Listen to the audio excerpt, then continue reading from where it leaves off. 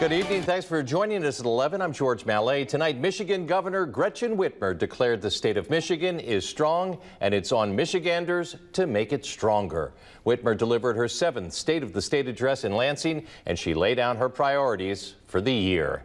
Melissa Stevens joins us now with a recap. Melissa. Yeah, George, Governor Whitmer's address was nearly an hour long, and she touched on many topics. But she started off talking about political division and economic uncertainty, saying Michigan has an opportunity and an obligation to lead by example. Wednesday night, in her 7th address to Michiganders, Governor Gretchen Whitmer laid out her priorities for 2025 while also boasting of the state's accomplishments. While other states are juggling multi-billion-dollar deficits, we've got a surplus. Our rainy day funds are at an all-time high of $2.7 billion. Whitmer said she hopes to balance the bipartisan budget by the end of June that's focused on the fundamentals, economic development, roads, and trade with Canada. As I've said before, I'm not opposed to tariffs outright, but they are a blunt tool when the Michigan economy is on the line. Whitmer said her focus this year is on 3 things. Lowering costs for Michiganders is the top priority, followed by creating more jobs and getting results. Let's make government work better for the people we all serve. I think we should all be able to agree on that, yes?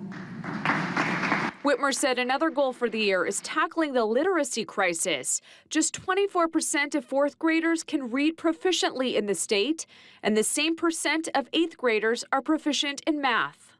I get that this is a national trend, but the reality is we invest more per pupil than most states and achieve bottom 10 results. Whitmer said she's working to break the trends with 3 goals: getting back to phonics, requiring testing for dyslexia in schools, and the SMART plan, which stands for students, metrics, and results with transparency. I propose targeting investments into schools where most kids are falling behind, changes to get funding into classrooms faster without bureaucracy, and more transparency to notify parents about performance.